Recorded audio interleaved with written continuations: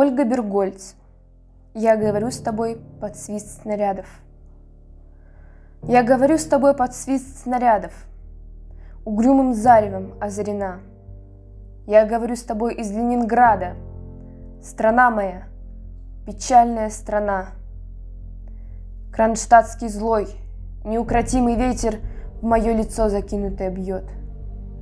В бомбоубежищах уснули дети, ночная стража стала у ворот. Над Ленинградом смертная угроза, бессонной ночи, тяжек день любой.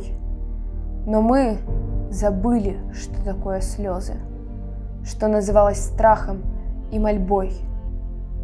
Я говорю, нас, граждан Ленинграда, не поколеблет грохот канонад.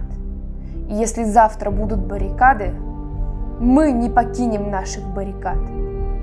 И женщины с бойцами встанут рядом, и дети нам патроны поднесут, и над всеми нами зацветут старинные знамена Петрограда. Руками сжав обугленное сердце, такое обещание даю.